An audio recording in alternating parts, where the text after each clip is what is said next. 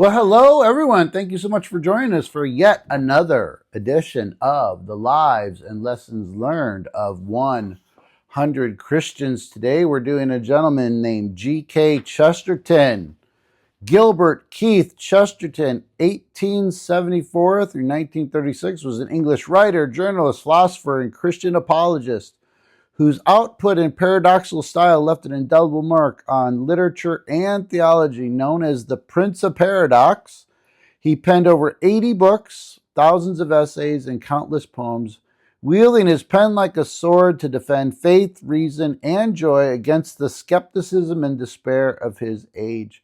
From his detective stories featuring Father Brown to his apologetic masterpieces like Orthodoxy and The Everlasting Man, his life was a vibrant tapestry of intellectual rigor, humor, and childlike wonder. Born May 29th, 1874 in London to a comfortably middle-class family, he grew up in a home rich with books and ideas. His father was a jack of all trades. His mother was of Scottish descent, fostered his love for literature. As a young person, he was dreamy, absent-minded child, sketching and debating with lots of fun. At St. Paul's School, he excelled in literary societies but struggled with formal academics, later joking, "I was never a good student, but I was always a good arguer." At the Slade School of Art, he flirted with agnosticism and even the occult, dabbling in seances. And then a personal crisis, described as a dark night of depression, pushed him toward more meaning. Reading Walt Whitman and Robert Louis Stevenson sparked revelation. The world's sheer existence was a miracle. I hung on to religion by one thin thread of thanks, he later wrote. This gratitude became the cornerstone of his worldview, pulling him from nihilism to a renewed appreciation for Christianity. In 1901, he married Frances Blogg, a devout Anglican whose steady faith anchored his exuberance. Their childless but joyful marriage fueled his writing, with Frances editing his chaotic manuscripts. By 1900, he was a rising star in London's literary scene, writing for the Daily News and The Speaker, where his wit and contrarianism shone. His career defies neat categories. He was a novelist, a poet, an essayist, and a critic. His journalism, spanning GK's Weekly and the Illustrated London News, tackled politics, economics, and culture with a distributist vision, advocating small-scale property ownership against capitalism and socialism.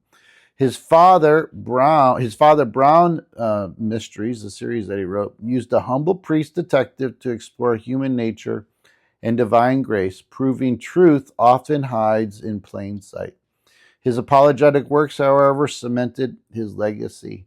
Critiqued by modern thinkers like H.G. Wells for abandoning absolute truth, his spiritual autobiography, he critiqued modern thinkers like H.G. Wells for abandoning absolute truth.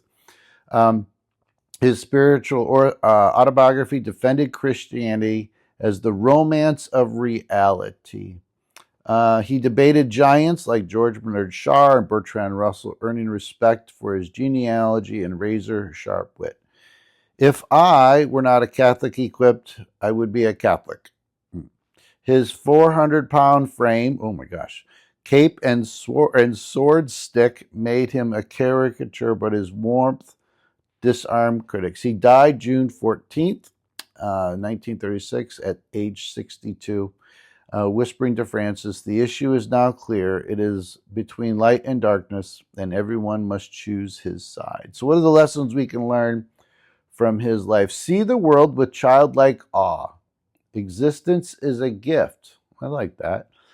He wrote, "The world will never starve for want of wonders, but only a want of wonder.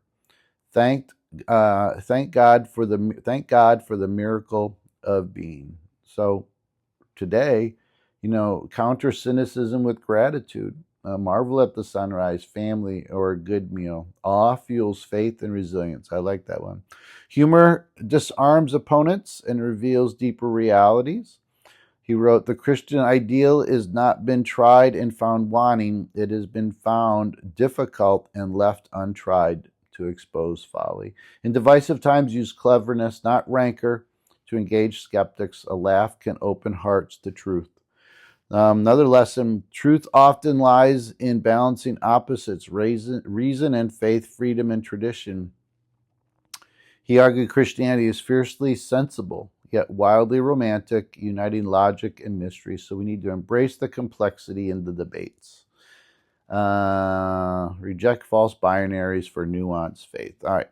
Joy is rebellion against despair. Well, I like this one. Faith is optimism rooted in reality. He wrote, "Joy, which was the small publicity of the pagan, is the gigantic secret of the Christian."